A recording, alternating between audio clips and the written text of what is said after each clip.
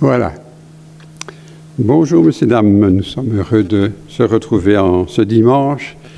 C'est vrai que le culte va vous être transmis un peu plus tard que prévu, suite aux difficultés techniques. Mais voilà, nous sommes là et nous sommes avec vous et nous voulons vraiment rendre grâce à Dieu pour ce privilège que nous avons de pouvoir partager ces moments en sa présence. Et avant tout, nous voulons chanter un chant de louange, de reconnaissance, frappé dans vos mains.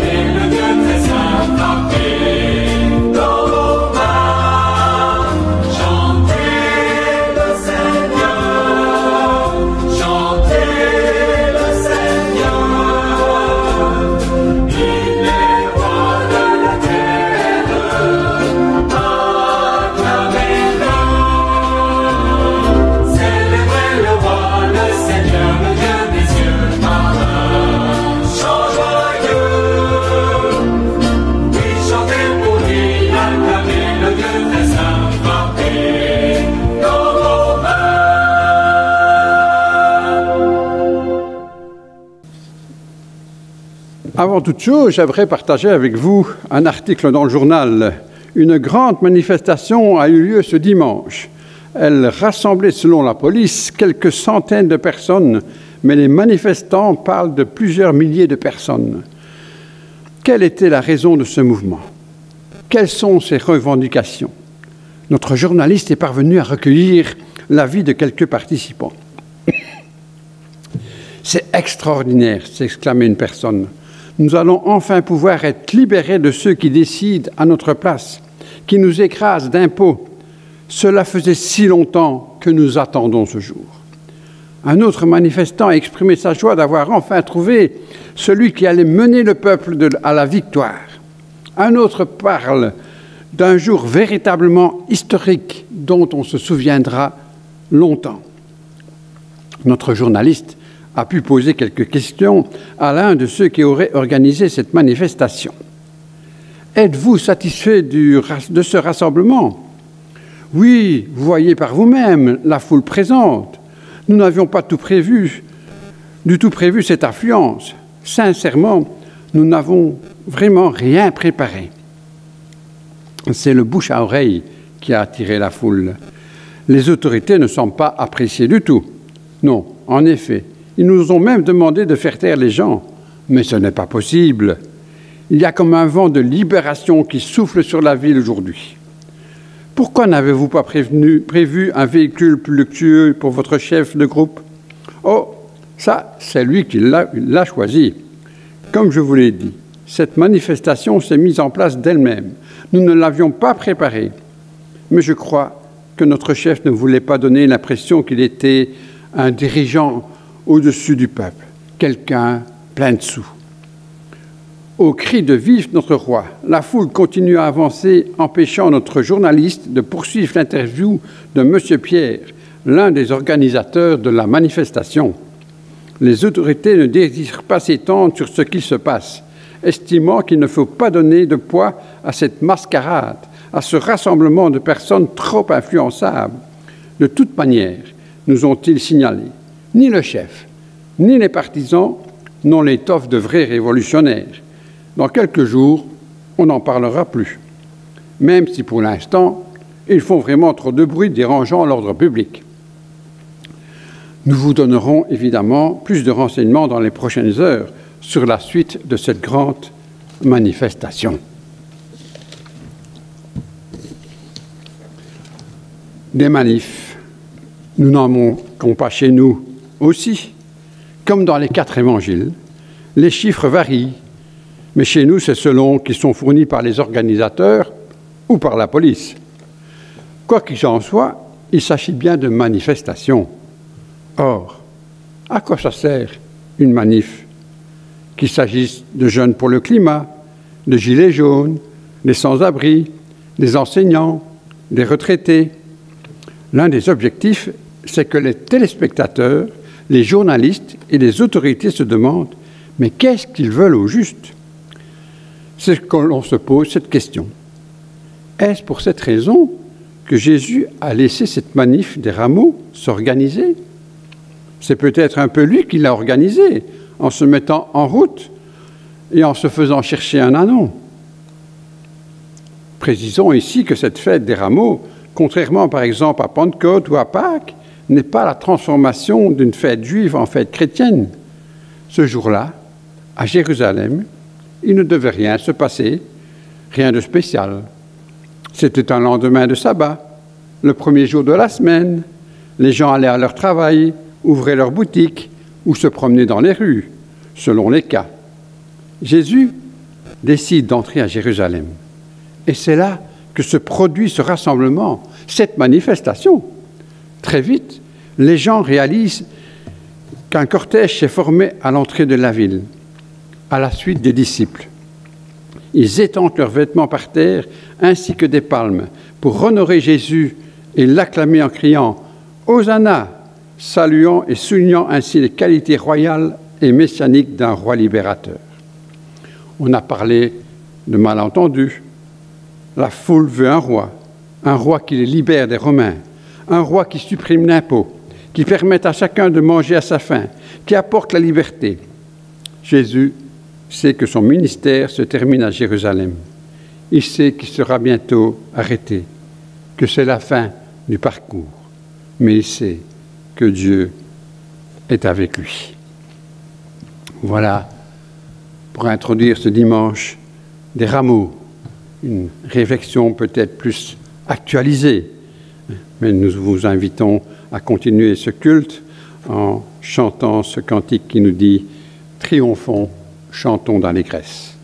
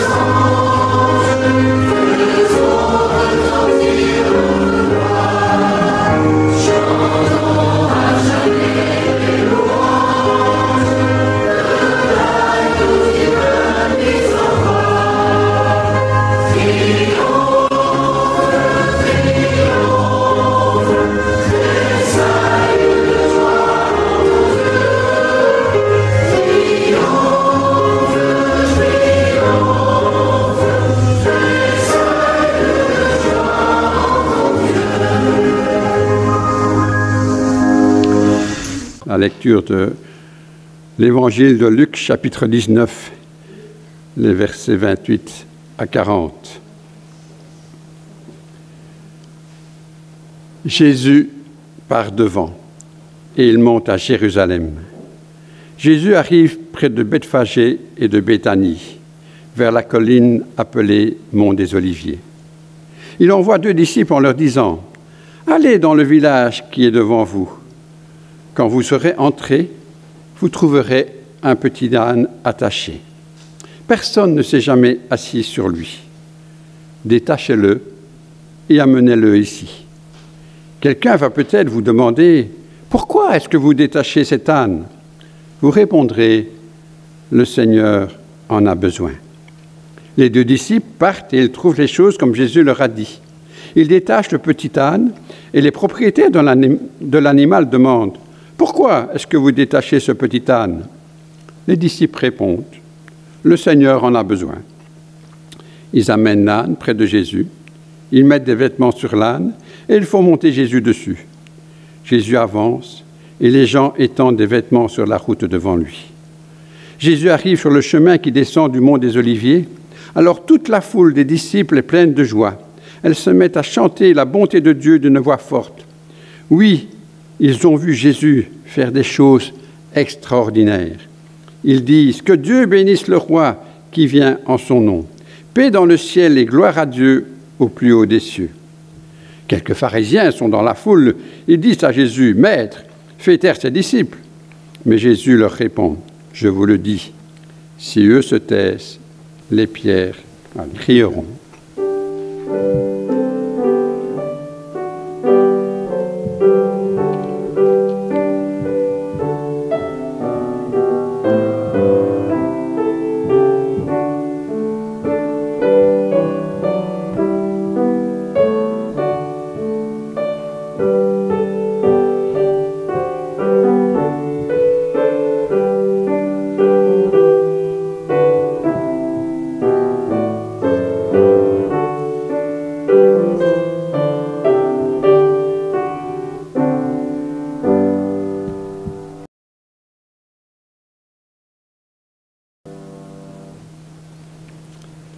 Oui, Seigneur, c'est dans la joie que nous sommes devant toi ce matin, Seigneur. C'est vrai, nous voulons nous remémorer, Seigneur, ces moments où tu es entré à Jérusalem, Seigneur. Tu es entré là, assis sur le petit tanon, Seigneur. Quel étrange cortège, Seigneur. Toi, le roi des rois qui vient humblement à la rencontre de chacun. Et encore ce matin, Seigneur, c'est ce que tu veux faire. Tu veux venir nous rencontrer, Seigneur. Tu veux venir vers nous tel que tu es, rempli d'amour, rempli de bonté, de grâce.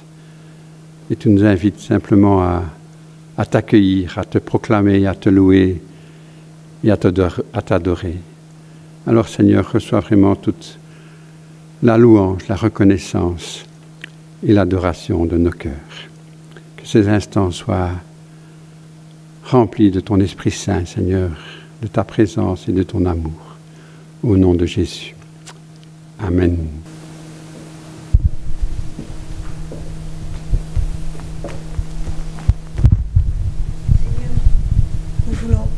Seigneur, nous voulons te remercier de nous permettre de nous rassembler pour célébrer cette belle fête de ton entrée à Jérusalem.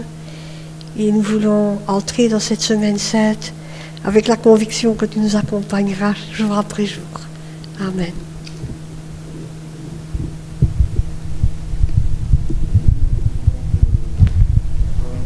Ce matin, pour l'Église persécutée qui va aussi fêter Pâques, mais qui devra le faire en se cachant, dans la peur sans doute d'être dénoncé pour certains, et pour certains aussi en prison, parce qu'il y en a déjà qui sont incarcérés et qui risquent peut-être encore plus de problèmes par rapport à cette célébration de Pâques, mais qui malgré tout tiennent bon et vont quand même célébrer ta résurrection.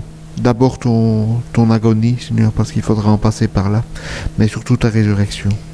Amen.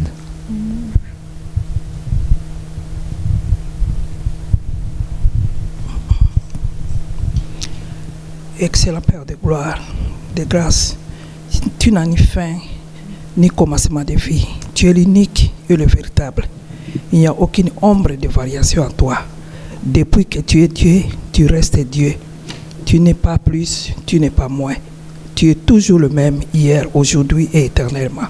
Nous sommes dans ta présence. Ta présence est à nous. Parce que ta présence est à nous, nous voulons être conscients de cela. Sois loué, sois béni, et cela au nom de ton unique Fils, Jésus-Christ de Nazareth. Amen.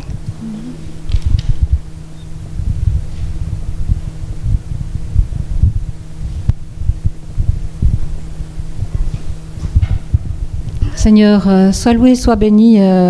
Nous sommes aussi dans l'allégresse parce que tu as tout donné pour nous et que nous puissions nous en souvenir même dans les temps difficiles qui viennent. Tu as donné ta vie pour nous sauver. Tu nous as montré le chemin et nous savons que, au-delà de toutes les souffrances qui sont là ou qui vont venir, tu nous attends à bras ouverts après, Seigneur. Alors, que ton nom soit loué et béni. Amen.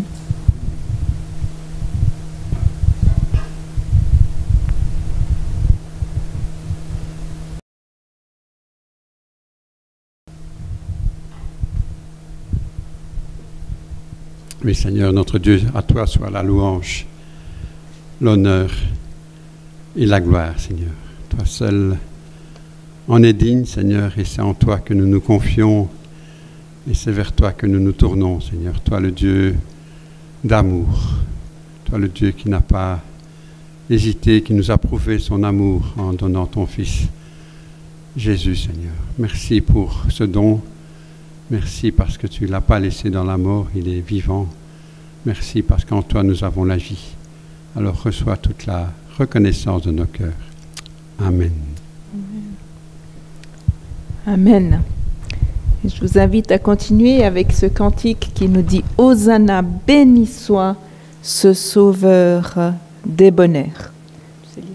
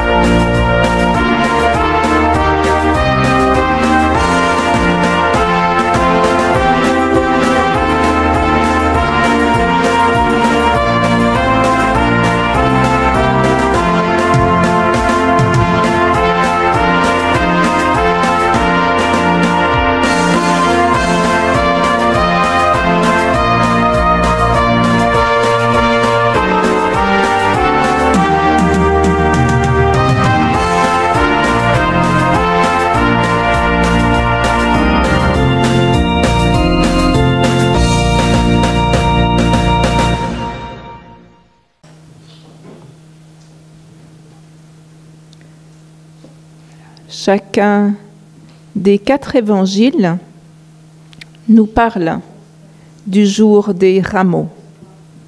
Mais chacun de ces textes bibliques nous donne une version un peu différente, avec quelques variantes. Et en relisant ces textes, j'étais interpellée par plusieurs points sur lesquels je voudrais qu'on s'arrête aujourd'hui. Des points que peut-être sur lesquels on ne s'arrête pas le jour des rameaux. C'est vrai qu'on parle de cette entrée victorieuse, mais pourtant, ce matin, j'aimerais qu'on se laisse interpeller par ces lectures bibliques.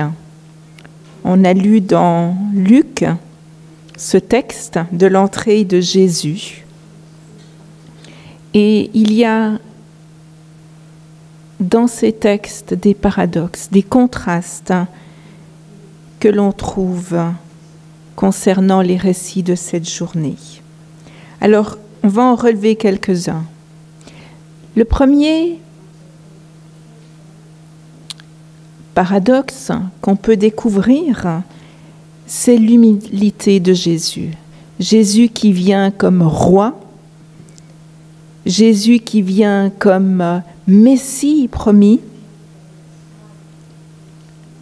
Ce qu'il faut réaliser, c'est que Jésus était présent dès la fondation du monde. Il est créateur, il est Dieu créateur, tout-puissant. Et pourtant, tout au long des textes qui nous relatent cette journée des rameaux, mais aussi les textes de la Semaine sainte, nous prenons conscience que Jésus ne se présente pas comme le Tout-Puissant, mais comme un serviteur, comme quelqu'un de profondément humble.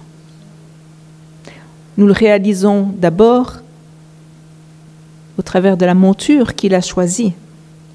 Jésus choisit d'entrer à Jérusalem le jour où on le consacre comme roi, puisque c'est ce que le peuple veut faire.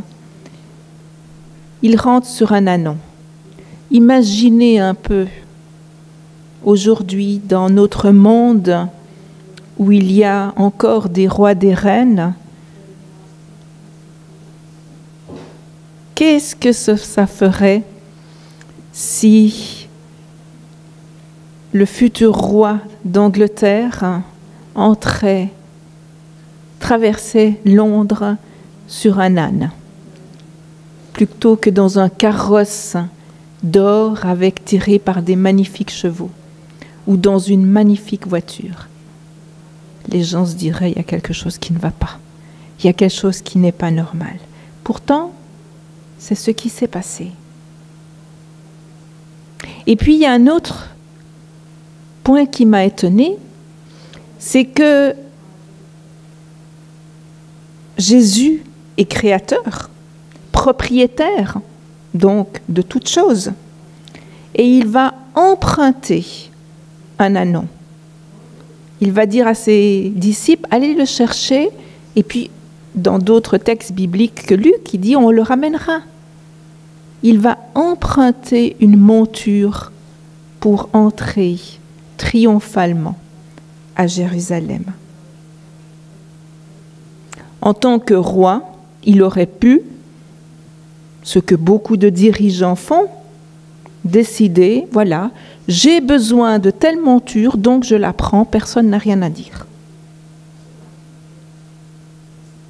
Mais Jésus n'agit pas ainsi.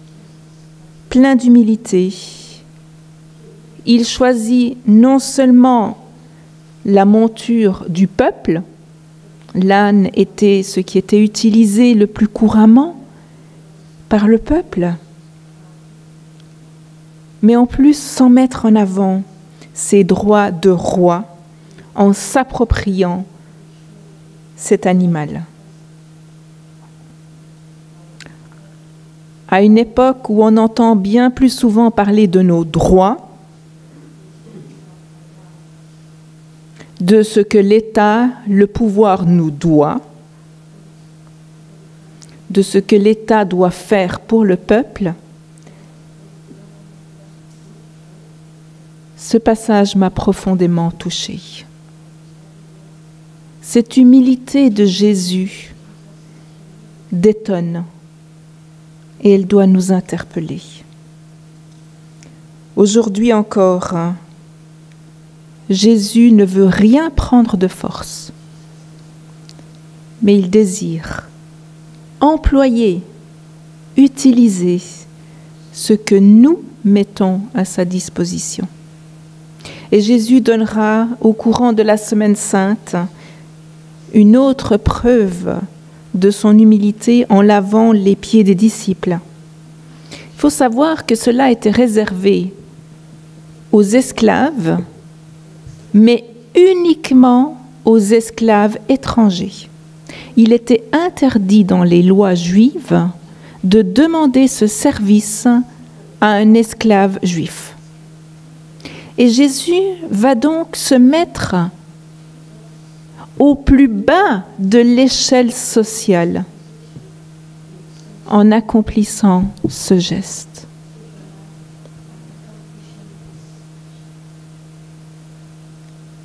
Jésus entre en triomphateur à Jérusalem lors des rameaux.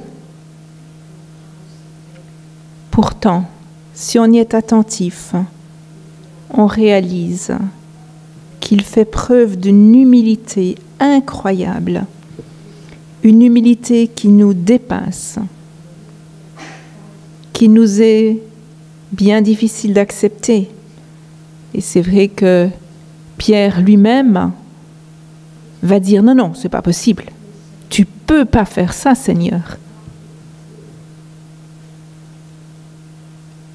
Bien souvent, nous gardons de cette entrée à Jérusalem lors des rameaux le côté joyeux, les acclamations. Est-ce que c'est pour éviter de penser à cet abaissement, au fait que peut-être Jésus nous demande à sa suite de nous abaisser, d'accepter d'être mis peut-être au plus bas. Il y a un deuxième paradoxe qui m'a interpellée, que l'on découvre dans cette journée. C'est le fait que Jésus est venu sur terre pour libérer. Il est venu pour libérer du péché. Et il l'a plusieurs fois dans son ministère répété. Et on voit dans cette journée des rameaux que le peuple attend celui qui va les libérer des Romains, celui qui va libérer de l'envahisseur. L'attente du peuple a été focalisée sur ceux qu'il considérait comme les occupants, les ennemis, et dont il voulait être délivré. Ce jour des rameaux, Jésus entre triomphalement à Jérusalem. Il accepte de se présenter comme le roi Messie que tout Israël attendait depuis près de 5 siècles. Et il faut réaliser que durant tout son ministère, Jésus n'avait pas voulu justement se présenter, avait cherché toujours à se mettre un peu en retrait par rapport à ceux qui le présentaient comme le Messie, en disant « c'est pas le moment, c'est pas le moment ». Et ce jour des rameaux, Jésus va entrer à Jérusalem et il va le faire à quelques détails près. Il va reprendre le cérémonial d'investiture des rois d'Israël, de David, Salomon et des autres rois qui ont suivi. Entrer ainsi de façon triomphale dans la capitale. Après la destruction de Jérusalem du temps du roi Nebuchadnezzar, il n'y a plus de roi en Israël. Mais le peuple gardait dans son cœur ce profond désir qu'un jour un roi reviendrait. Et c'était annoncé par les prophètes. Un roi Messie reprendrait un jour possession de sa capitale et ferait retrouver au peuple la grandeur d'autrefois, telle qu'elle avait été du temps de David, de Salomon. Les évangiles nous disent que les gens brandissaient des feuilles de palmier. Et cela non plus n'est pas anodin. Parce que actuellement, peut-être que l'on n'en connaît pas la raison. Mais pour ce peuple qui voit entrer Jésus à Jérusalem, c'était un symbole d'indépendance. 200 ans avant Jésus-Christ, le peuple avait brandi ses feuilles de palmier pour manifester son indépendance contre les occupants grecs. Et donc c'est quelque chose qu'ils vont reproduire. C'était une façon de dire, vous voyez, il y a 200 ans, on revendiquait l'indépendance contre les Grecs. Aujourd'hui, c'est contre les Romains. C'est le même symbole. Pour eux, le symbole était clair. L'attente du peuple, elle était celle qui habite actuellement les Ukrainiens, celle d'être débarrassés de l'envahisseur. Et peut-être qu'on n'a pas imaginé, en ce dimanche des rameaux, combien il y avait des similitudes aujourd'hui encore dans le monde. Jésus entre à Jérusalem comme le Messie, prince de la paix. Il sait bien que la souffrance profonde des gens ne sera pas guérie simplement parce qu'on aura chassé les Romains, les Grecs, les occupants. Il ne suffit pas de calmer la douleur, il faut encore tenter d'en trouver la cause. Pour Jésus, la guérison passe par un chemin beaucoup plus long, plus difficile que simplement le départ de l'occupant romain. Cela ne peut venir que d'une libération intérieure, une libération spirituelle. Et il y a certainement aujourd'hui un envahisseur contre lequel le monde entier a besoin de se battre, c'est le péché.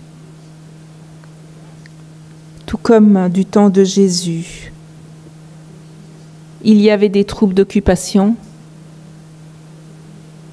Aujourd'hui, il y a aussi ces troupes d'occupation qui sont dans le monde entier, même dans notre pays, soi-disant libre. Nous sommes envahis par le péché. Le peuple du temps de Jésus ne comprendra pas le message apporté par Jésus. Et il nous arrive certainement bien souvent d'être dans cette même attitude, focalisé sur ce qu'on pense que Dieu devrait faire, de ce qu'il devrait accomplir, sans réaliser que notre véritable besoin est peut-être ailleurs, que cela ne saute peut-être pas aux yeux, ne se voit peut-être pas, mais que ce dont nous avons besoin profondément d'être délivrés, c'est d'un envahisseur interne, spirituel. Mais notre Père céleste, qui nous connaît tellement bien, désire nous apporter, non pas ce que nous pensons être nécessaire, mais ce qui est vraiment essentiel. Cette délivrance dont nous avons besoin n'est pas toujours celle que nous imaginons. Alors oui, le peuple ukrainien a besoin d'être délivré de leur oppresseur actuel. Mais nous avons besoin aussi d'être délivrés de celui qui nous garde tellement souvent esclaves. Il y a un troisième point qui m'a interpellée dans ces passages du dimanche des Rameaux. C'est justement que Jésus ne va pas être reconnu comme le Messie. On voit en lui un libérateur, un roi. Mais ce peuple d'Israël qui pourtant avait lu les textes des prophètes, qui avait lu que le Messie allait passer par la souffrance, tout ça, il l'a mis de côté. Parce qu'il veut cette libération immédiate. Et cette situation va entraîner le retournement de la foule contre Jésus quelques jours plus tard. Cette foule qui, ce jour des Rameaux, acclame Dieu, acclame Jésus, va réclamer sa mort lorsqu'elle va prendre conscience que Jésus n'est pas venu accomplir ce que le peuple espérait. Ça a été un horrible malentendu qui a provoqué la mort de Jésus. Mais ce malentendu est à l'origine de l'acte de salut de Jésus en notre faveur. Le peuple attendait le Messie. Il ne l'a peut-être pas reconnu vraiment. Il n'a pas réalisé qu'il était là, à leur côté. Mais il en avait été ainsi tout au long de la vie de Jésus sur terre. Il y a eu des malentendus tout au long de la vie de Jésus sur terre, depuis sa naissance. Jésus est acclamé par les bergers, ceux qui sont laissés pour compte, souvent dans la société. Il a été acclamé par des étrangers, les mages venus d'Orient, alors que cette naissance était la plus grande preuve d'amour que Dieu donnait à son peuple. Et il nous est dit dans les évangiles que lorsque les mages sont arrivés à Jérusalem, ils ont été demandés où était né le roi des Juifs. Et parfois je me suis posé la question, mais comment cela se fait-il que le peuple ne s'est pas dit ce cortège extraordinaire, et le cortège des mages était certainement bien plus impressionnant que celui de dimanche des Rameaux. Ce cortège extraordinaire ne semble pas avoir tellement interpellé le peuple de Jérusalem. Ils n'ont pas reconnu Jésus comme celui qui était venu de la part de Dieu. Seules quelques personnes l'ont fait, et il y a ce magnifique passage de Siméon, d'Anne dans le temple. Siméon qui dit « Maintenant je peux partir en paix, parce que j'ai vu le salut ». Siméon avait reconnu, mais il a été un des seuls. Et cela ira, ce malentendu ira jusqu'à la mort de Jésus, qu'on va clouer entre deux brigands, alors même que Pilate le reconnaissait comme innocent.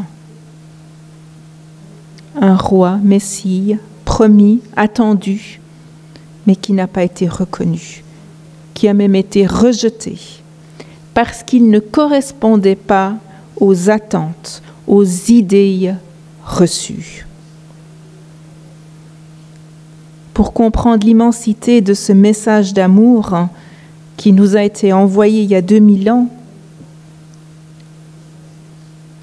envoyé au peuple juif d'abord, mais à nous aussi, nous avons peut-être besoin à nouveau de changer notre regard, d'être renouvelés pour discerner dans notre vie les paroles, les actes de Jésus. Non pas quelqu'un qui vient répondre à ce que l'on attend, nous, de sa part, mais qui vient nous donner l'exemple de sa vie, où l'on trouve le désir de faire la volonté de Dieu, où l'on trouve la compassion du Père, où on trouve l'humilité profonde du Créateur de la terre. Je vous inviterai un peu plus tard à continuer cette réflexion.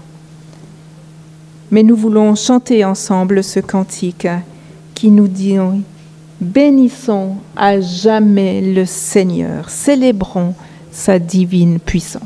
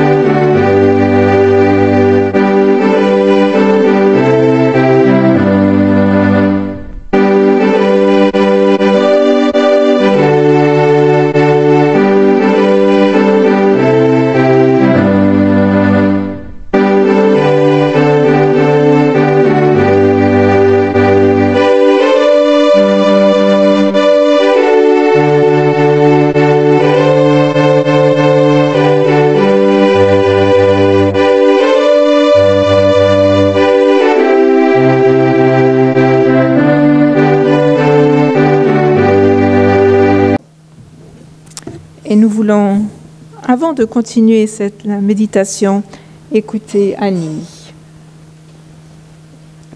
D'abord, nous allons faire une deuxième lecture biblique et puis nous écouterons ensuite Annie. Quelques versets, toujours dans Luc, chapitre 19. Luc, chapitre 19. Jésus approche de Jérusalem et il voit la ville. Alors il pleure à cause d'elle. Il dit, « Jérusalem, tu n'as pas su aujourd'hui comment trouver la paix. Hélas, maintenant tes yeux n'ont pas voulu voir. Le moment va venir pour toi où tes ennemis construiront un mur pour t'attaquer. Ils vont se mettre autour de toi et te serrer de tous côtés. Ils vont t'écraser, toi et tes habitants. Ils ne te laisseront pas une seule pierre sur une autre. En effet, tu n'as pas reconnu le moment où Dieu est venu pour te faire du bien. » Nous écoutons Annie.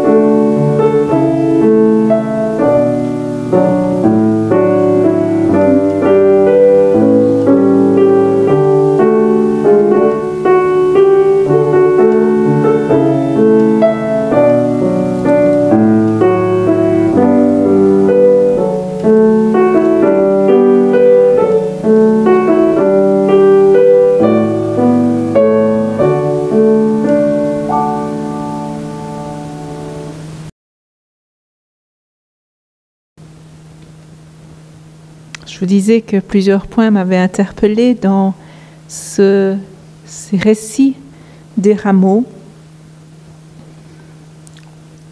il y a un point sur lequel je me suis également arrêtée, c'est l'obéissance des disciples.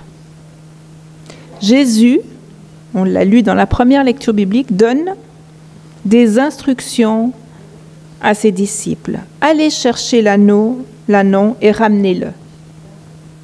Si l'ordre est clair, il n'est pourtant pas évident.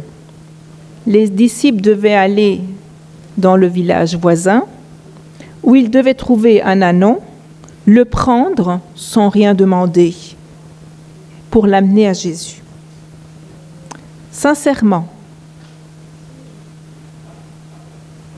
est-ce que vous auriez accompli ce que Jésus demandait sans discuter? Je vous dis personnellement, je crois que j'aurais dit à Jésus, là tu exagères. On ne prend pas les choses des autres comme ça. Ça ne se fait pas. C'est du vol. Qu'est-ce que les gens vont penser? Et Jésus, tu nous dis qu'il y a un ânon attaché là dans le village à côté. Et puis si on ne trouve pas, si c'est pas juste, si c'est pas ça. Ce n'est pas le seul récit où l'obéissance des disciples m'interpelle. Lors des noces de Cana, on nous dit qu'il n'y a plus de vin à servir aux invités. Qu'est-ce que Jésus va faire? Lui qui est encore un inconnu pour les foules, il va dire aux serviteurs, remplissez les cruches d'eau. Alors, juste à titre pour l'instant, je pense qu'on est clair que de l'eau, c'est de l'eau. Les serviteurs vont remplir les cruches d'eau et Jésus leur dit, maintenant vous en puisez, vous allez l'amener aux responsables de la fête. Est-ce que les serviteurs ont discuté? Je ne sais pas. Mais je pense qu'ils ont dû se demander ce qui allait leur arriver. Un étranger leur dit d'apporter un verre d'eau en le faisant passer pour du vin à celui qui les avait embauchés. C'est le licenciement assuré. Pourtant, ils l'ont fait. Et l'eau était transformée en vin. Tous ces récits, on les connaît tellement bien que parfois, on ne s'y arrête pas vraiment. Un autre jour, Jésus envoie Pierre pêcher. Jusque-là, c'est normal, Pierre étant un pêcheur. Mais Jésus l'envoie pêcher un poisson pour payer l'impôt. Et il ne lui dit pas, va pêcher et puis tu vas vendre le poisson. Non, il lui dit, tu ouvres la bouche du poisson et tu vas trouver une pièce. Alors, si c'était connu qu'on trouvait de l'argent dans la bouche des poissons, je pense qu'on ne serait pas là ce matin. On serait tous en train de pêcher, pour payer nos impôts, pour payer l'essence, pour payer tout ce que nous avons besoin. Imaginez un peu, Jésus demande à Pierre de pêcher pour payer, à trouver une pièce pour payer l'impôt. Et Pierre va obéir. Pierre, qui a pêché des milliers de poissons,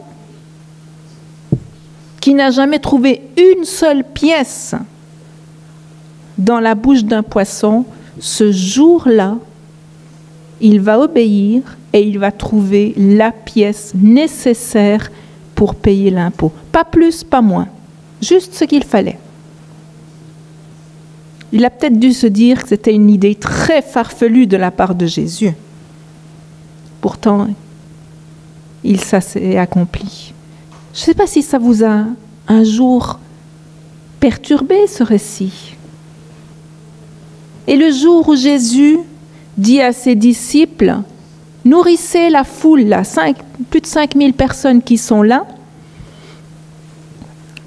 Et puis on lui dit, mais on n'a que 5 pains et 2 poissons, 5 petits pains, 2 poissons, juste de quoi nourrir une personne pendant quelques jours. Comment veux-tu qu'on nourrisse tout cela? Et Jésus leur dit, faites-les asseoir. Qu'est-ce que les disciples vont faire? Eh bien, ils vont dire aux gens, asseyez-vous, voilà, vous vous asseyez bien et on va vous donner à manger. Encore un récit qu'on raconte, que j'ai entendu depuis mon enfance. Et puis à un moment donné, je me dis, mais Jésus, mais non, il y a quelque chose qui cloche. C'est pas possible. Pourtant, la Bible nous dit que non seulement les gens ont eu assez à manger, mais qu'il y avait encore des restes. Et plus de restes que ce qu'il y avait au départ. Jésus nous demande aussi à nous de faire parfois des choses qui ne nous semblent pas évidentes à première vue. L'obéissance ne doit pas dépendre de notre compréhension de la situation, mais de notre foi dans celui qui est au-dessus de nous, dans celui qui connaît toutes choses. Nous ne comprenons pas toujours pourquoi le Seigneur nous demande quelque chose, mais sachons que lui le sait. Et que même si nous n'aurons peut-être pas la réponse ici-bas, cela nous sera révélé lorsque nous serons auprès de lui. Comme Jésus qui disait à Pierre lorsqu'il veut lui laver les pieds, on trouve ce récit dans Jean chapitre 13, Pierre dit non, non, non. Et Jésus lui dit, ce que je fais, tu ne le comprends pas maintenant, mais tu le comprendras plus tard. Qu'on puisse garder cette parole pour nous. Ce que je fais maintenant, ce que je te demande maintenant, tu ne le comprends pas, mais tu le comprendras plus tard. Il y a quelque chose que Jésus nous demande, peut-être aujourd'hui, et que nous ne comprenons pas. Comprenons pas pourquoi, comment. Jésus a besoin aujourd'hui que nous lui fassions confiance. Il prévoit nos questions, nos difficultés, mais il a la solution. Ainsi, il a simplement dit aux disciples qu'il envoyait chercher l'ânon, « Si quelqu'un vous demande « Et pourquoi détachez-vous cet ânon ?» Répondez simplement « Le Seigneur en a besoin. » Et tout s'est passé comme Jésus l'avait prévu. Les disciples ont pu ramener l'ânon parce qu'ils ont fait confiance, malgré ce côté complètement fou. Et puis un dernier point sur lequel je voudrais m'arrêter aujourd'hui, c'est ce contraste saisissant que bien souvent on néglige le dimanche des rameaux. Entre cette acclamation de la foule et ce qu'on vient de lire dans Luc, les larmes de Jésus. Le peuple se réjouit de l'arrivée de Jésus à Jérusalem, ils l'acclament, ils chantent leur joie. Et en plus, ils déposent leurs vêtements à terre pour que Jésus puisse passer dessus. Ils sont prêts à tout donner. Ils l'accueillent comme celui qui vient de la part de Dieu, comme le roi promis. Bien sûr, dans la foule, il y avait aussi des personnes qui n'étaient pas là pour manifester leur joie, leur enthousiasme. C'étaient les pharisiens qui vont essayer de calmer la foule, de la faire taire, mais leurs voix n'ont pas été assez fortes ce jour-là pour empêcher l'exubérance de s'exprimer. Leur voix sera plus forte quelques jours plus tard. Et ce n'est plus la même exubérance qui se fera entendre. Pourtant, ce qui est étonnant, c'est que si les pharisiens ne sont pas parvenus à empêcher les louanges de monter jusqu'au ciel, je pense que ce sont les larmes de Jésus qui ont certainement eu plus de retentissement dans le ciel ce jour-là. Ces quelques versets qui nous en parlent ne se trouve que dans l'évangile de Luc. L'évangile de Matthieu mentionne des paroles plus ou moins identiques, mais sans parler des larmes de Jésus, et selon Matthieu, à un autre moment de la Semaine sainte. Les deux autres évangélistes ne les indiquent pas. Est-ce que c'est pour cela que bien souvent, le dimanche des Rameaux, on se limite à cette exaltation, à cette louange, et qu'on met de côté ces larmes de Jésus?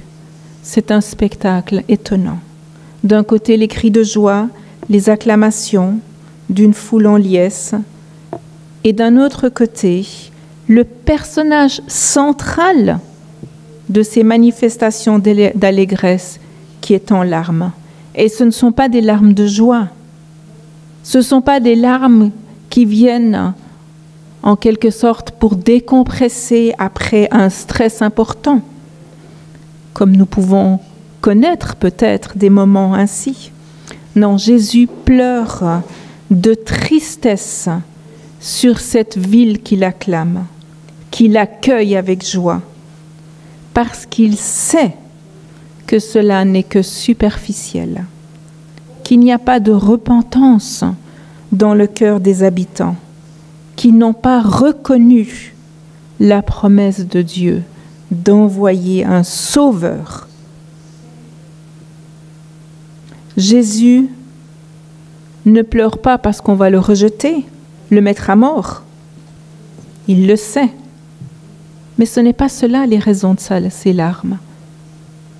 Il pleure parce qu'il sait ce qui attend cette ville, parce qu'il est rempli de compassion face à ce qui va arriver aux habitants. Cela m'a bouleversée de réaliser que dans l'euphorie présente, ce jour-là, Jésus pleure par amour pour ceux qui sont en train de l'acclamer, par amour pour ceux qui l'ont déjà rejeté et pour ceux qui vont le rejeter quelques jours plus tard, mais aussi pour ceux qui le rejetteront des années, des siècles après.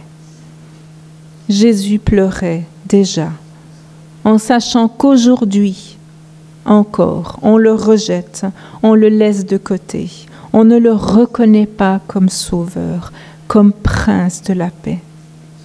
On vit dans une joie superficielle, sans trouver la véritable paix en Dieu. Parce que l'on recherche cette paix dans des choses terrestres, dans le soutien, l'appui des puissances de ce monde, plutôt que dans le Seigneur Jésus. Jésus pleura et il pleure encore.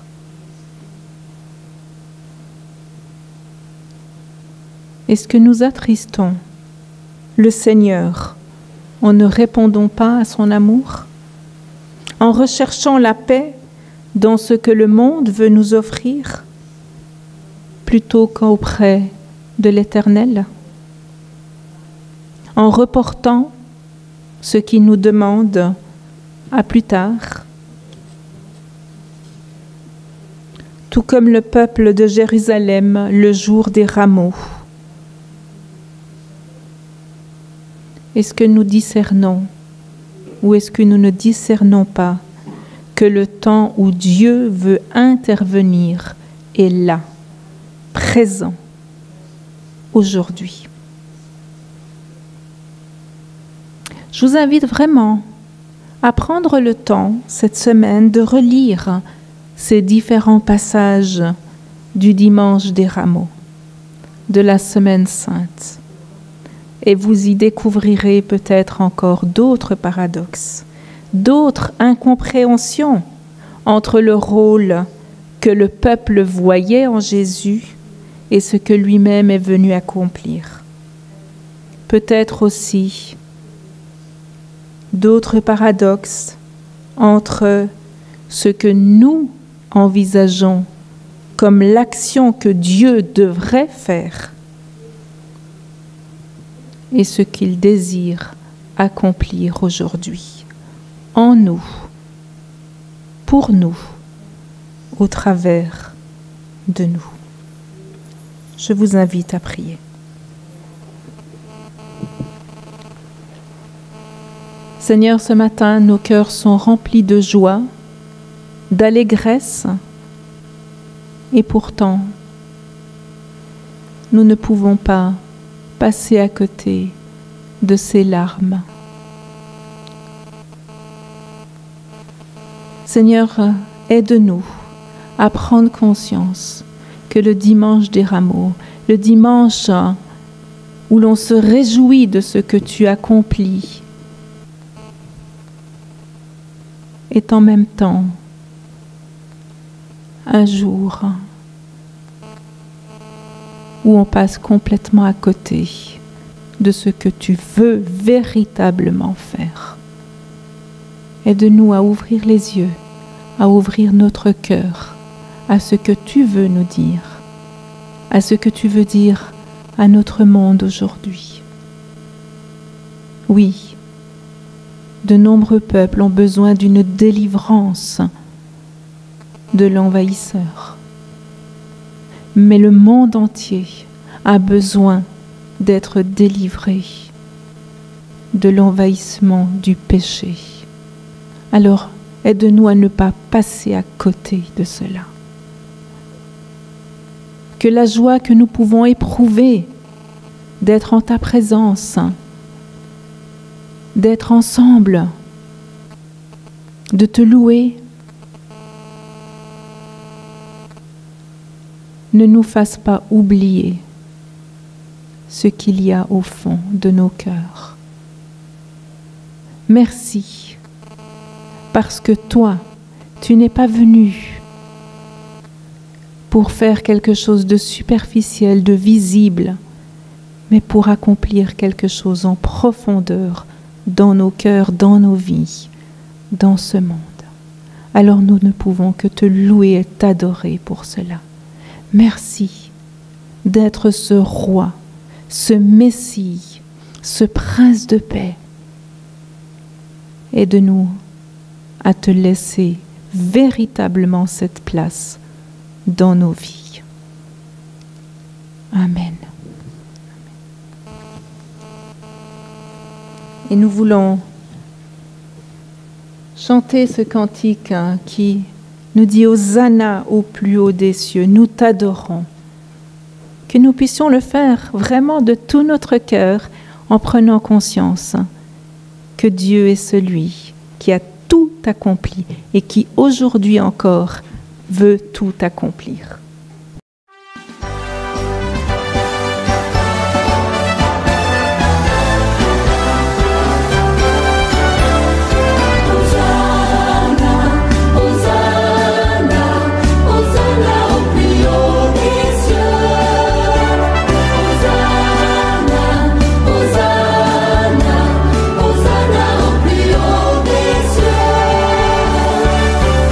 Nous célébrons ton nom.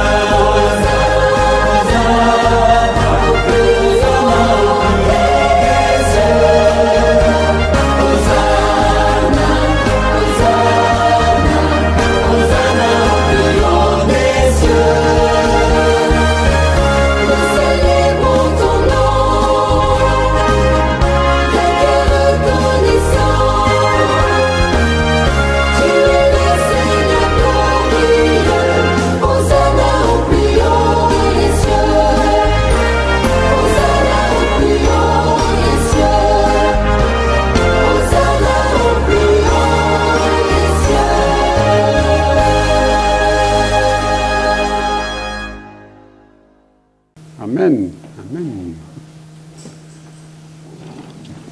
Voilà, j'espère que ces paroles nous inviteront à cette semaine sainte à nous approcher de Dieu et de relire ces passages qui nous parlent aux uns aux autres de différentes manières. Alors pour cette semaine, il n'y aura pas d'activité de phare. Il y aura la prière mercredi, il y aura la ligue jeudi et puis vendredi. Et donc on aura une rencontre spéciale, une prière territoriale dans notre salle vendredi à 19h30. Donc un temps où on aura nos amis de Bruxelles 2 qui nous rejoindront et puis on aura aussi les Major Etcheverry qui seront avec nous. Donc on puisse vivre ce temps, voilà, de veille de Pâques. Et puis je rappelais que dimanche matin nous aurons le déjeuner de Pâques à 9h et à 10h30 nous aurons notre culte et l'école du dimanche. Alors pensons aussi toujours dans la prière. Donc Marie-Louise toujours à l'hôpital mais sa santé s'améliore. Ernest est en arrêt de traitement pour l'instant, il doit avoir et puis Hélène qui nous demandait aussi qu'on prie pour elle, et puis plusieurs personnes qu'on connaît.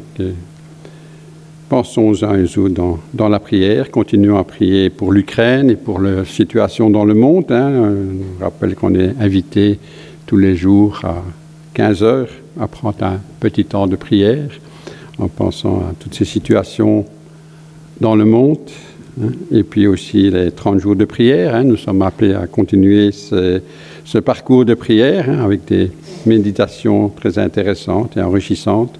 Donc je vous invite à persévérer durant le Ramadan, ces 30 jours de prière pour le monde musulman. Voilà.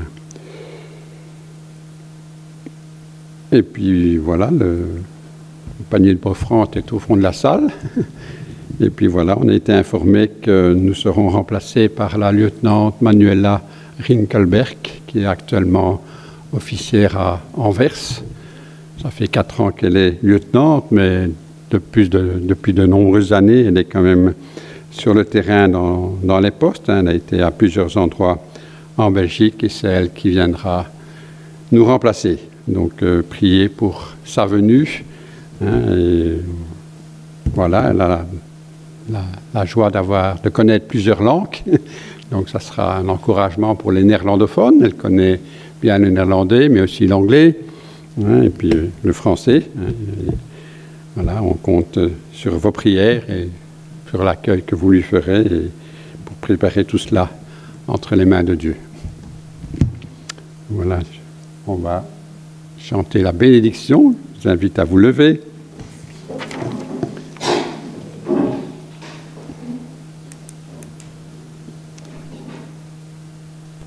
Nous te bénissons, Dieu Tout-Puissant.